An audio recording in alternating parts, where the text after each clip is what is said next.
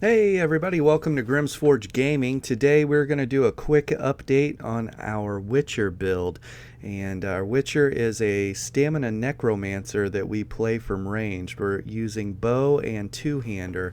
Let's jump right in.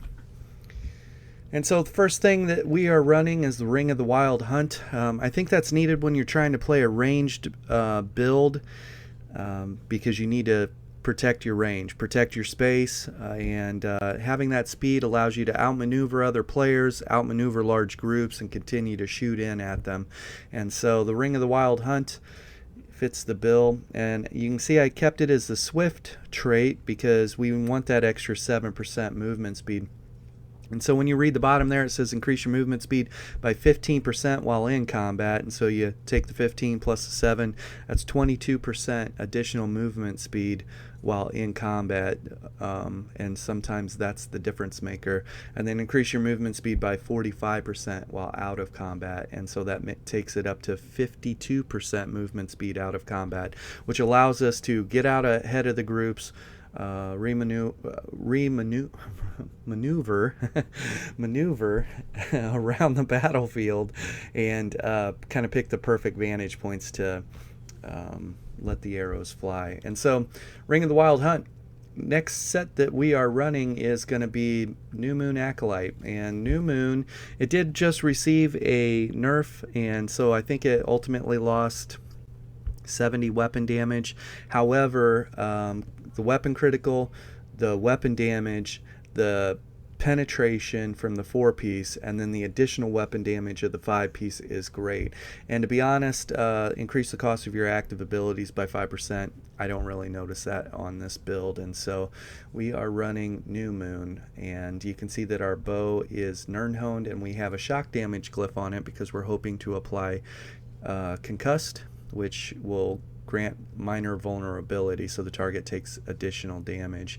And then on our back bar, you can see that we're running a defending two-hander. I think two-handed greatsword's probably the better way to go, so that way you get a little bit more weapon damage out of your heals on your back bar. The next set that we are running is Shield Breaker. I've been running Shield Breaker for a very long time. Actually, this combination of Shield Breaker and New Moon has been the go-to for the Witcher. I have tried all the different proc sets that are out right now, and I can tell you this, the way this build plays, it's a very bursty build. It's a very direct damage build. It's not a hit them with a crazy dot damage and wait for them to die type build. And when you see our action bar, our offensive bow bar, you'll see why. We'll spell that out. But Shield Breaker, the 2-piece is great max stam, the 3-piece is nice stamina recovery. We get some weapon damage in the 4-piece, and then the 5-piece, increase your damage done by 6%. This effect is doubled when attacking targets with a damage shield. So we get a 12% damage increase to targets that have shields on them. So sorcerers, anybody that shielded assault, anyone that gets any type of damage shield for anything, we're going to hit them 12% harder, and that's pretty significant. And because we have a mythic item on this build, it broke up our monster set, and so for the time being, we are just running Helm of the Trainee. And the trade on this, if you get any armor of the Trainee, whether it be light, medium, or heavy, it always comes in training. And I don't have enough transmute crystals to change this just yet. But anyways, you can see just by putting one piece of armor of the Trainee on, we hit that one-piece bonus of an extra 1,400 health, which is needed right now. That extra health has helped us out a lot. And so if you want to get more weapon damage, by all means drop Molokina here, and you'll get additional weapon damage. Oh, and here's another thing. I've got one jewelry piece is still blue, but we are running infused on both these. So you'll get a little bit of additional weapon damage when I upgrade this to purple. And so there are ways to squeeze out more weapon damage on this build if you wanted to. However, the 4K weapon damage range, this thing really hits hard. So anyways, that's sets we are running. We're running Shield Breaker and we're running New Moon together, and it's been working out really well. Let's buff up and look at the stats here on this build. Whoops. Let's see here. There we go. You can see we're at 4K weapon damage, and when we look at it, we've got 2K stamina recovery, 4K weapon damage, 2,500 spell resistance, and 2,700 physical resistance. Our magic recovery's fine there. You can see our max magic at 10K is fine there too. Our max health at 27K, that's a really nice spot to be at. And our max stamina might be a little on the low at 27K, but there are things you can do to actually increase that. You can see we only have prismatic enchant for one piece. As you put prismatic enchants on everything, your stats will go up. Like your health will go up, your max stamina will go up, and your max mag will go up as well. And so that's pretty nice. And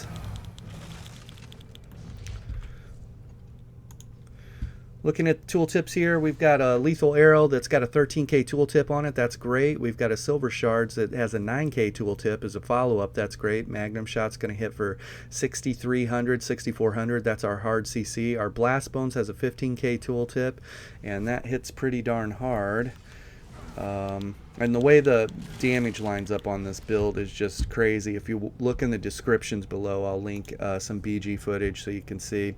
We're running Pestilent Colossus, so what we'll do is hit them with a Magnum shot, drop the Colossus on them, and the blast bones will blast them, and then our rotation hits. And it's pretty easy to put people away. 12K, almost 13K, and then 13.5K is pretty nice situation for lining up damage. I definitely recommend, if you're interested in this build and you have not seen the BG footage, hit the descriptions below, the show more button, and you'll be able to see the links on those so you can kind of see the build being played. It thumps. Looking on the back bar here, we're running Mortal Coil. It's a free ability, and it's 16K health over 12 seconds, and we get stamina back. We are running Resolving Vigor. It's got a 13K tooltip, and we got health coming in from that. A little on the low end for a Vigor tooltip, but we're not really worried about that because of the amount of heals. We've got healing coming in from this, healing coming in from that, and then we also are running Spirit Guardian. Gives us a 10% flat damage mitigation, then 1845 health coming in every 2 seconds for 16 seconds. And so this healing kit's actually very strong, not counting we hit a rally for a burst heal. Okay, we're running Summoner's Armor, and that's going to give us our major resolve for additional physical and spell resistance. That's great. And then while active, reduce the cost of your blast bone, skeletal mage, or spirit mender by 15%. And we do have some passives that help with our summoning as well. And also when we have something summoned, we're going to get more regen back out of that. And then on our back bar, we have Ravenous Goliath. If we were to be burst down by somebody and we're on our back bar trying to recover from all of this, we might hit our Ravenous Goliath, go into this just monstrosity, and then start bullying them. And, you know, this helps us get back in the fight if we get caught off guard. So the rotation for this too, like I said, it just works out so well. But usually it's summon a blast bones, and while the blast bones is coming up out of the ground, I will line up a lethal arrow and then hold a heavy attack, and the lethal arrow and the heavy attack will hit simultaneously, and I basically cancel the lethal arrow heavy attack with the silver shards. If they get too close, I hit them with a magnum shot and line up my burst again on them. And we just kind of basically stick to that rotation until we've got a Pestilent Colossus to drop on them, and that changes everything. They'll get major vulnerability, and they're taking 30% additional damage. So, talked about the gear, we talked about the stats buffed, we talked about the abilities and the rotation. Let's look at the food here real quick. And so you'll see that we are running the cheap food right now, Dubious Cameron Throne. You can't go wrong with that. If you want to go with Artaeum Takeaway Broth, your stats will be a little bit higher than this. You'll have more max stam, more max health, and better stamina recovery. So Artaeum Takeaway Broth or Dubious Cameron Throne. We are running the Serpent. It got a buff recently, and so we have an extra 300 stamina recovery. I do like where our stamina recovery is at when we buff up on this build, and even though we're pretty heavy attack centric on this build. 2k stamina recovery is nice. Now if you wanted to come off your Serpent and get more weapon damage, you throw that extra 300 weapon damage on here from the Warrior Mundus Stone if you switch to that. So an extra 300 weapon damage ends up being probably another 350, 400 because of medium armor and the way that works. And so that's how you would push a little bit higher weapon damage. I could tell you that the build hits really hard at 4k with a bow. So, and the tooltips are pretty nice. You can't really argue with the tooltip on a lethal arrow. So 13k, almost 13.5k lethal arrow, and then a 15k blighted blast bones that applies major defile. So that's pretty nice. And changes that I would make to the build, I would not make any.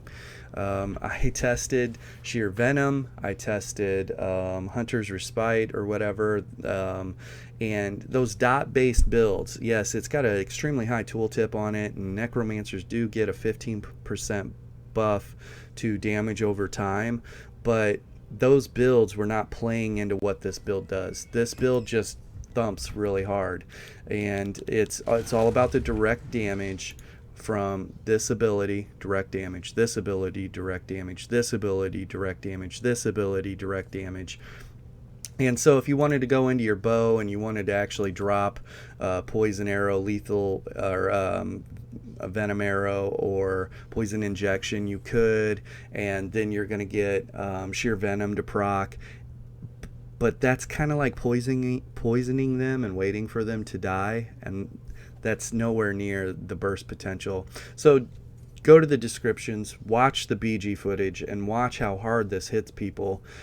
Some people, it just absolutely deletes them, and then the really tanky people, it still puts them on their back foot. And the really tanky people, even with major defile and how hard the tooltips are on this kit, and then you drop a pestilent colossus on them, even the tanky people start feeling this build.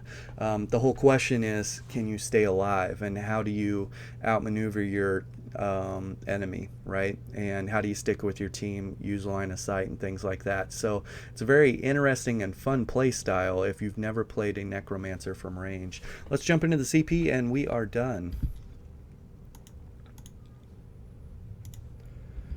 We've got nothing in the Apprentice, and we've got 31 points into Physical Weapon Expert, and that's going to give us an extra 18% on our heavy attack or medium attack that will hold every time we're doing a lethal arrow.